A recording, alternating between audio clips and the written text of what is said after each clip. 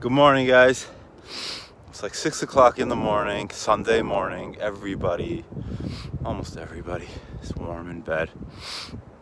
And I gotta put that extra work in because this life I live, it asks for a lot from me. So I'm out here training for life. I don't train for marathons. Anyway, I ate by some really cool people this Shabbos, and I have a son. His name is Avi, and he says such a beautiful Dvar Torah. I want to repeat it. I hope I say it as well as he did. So this young man Igor, his lived in a certain part of Russia where they didn't have fish. At some point, he traveled to the big city, Moscow, and his friend told him, "Come, I'm gonna give you fish." He said, "What's fish?" He goes, "You understand? It goes in the water, this and that."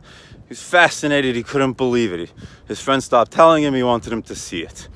He gets to the water, and he points out inside, and you can see these fish swimming around. It's amazing. Takes a net, scoops up about 5 fish, throws them on the dock over there, and they're flopping around and flopping around and flopping around.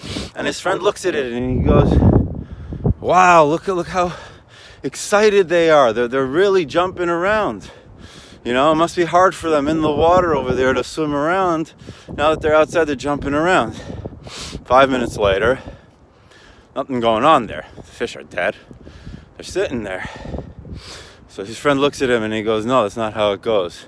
It's not that they could even live in the water. It's that they can only live in the water.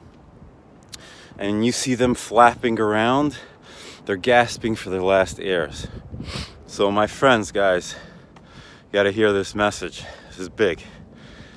People out there on social media, they're flapping around. Big cars and planes and dresses and suits and places to go, but they're really just flapping around. They're not really doing much. So don't be impressed by that. Don't go looking at other people's highlight reels and then try to compare your life and wonder why you're depressed. That is never going to work. You got to look at yourself.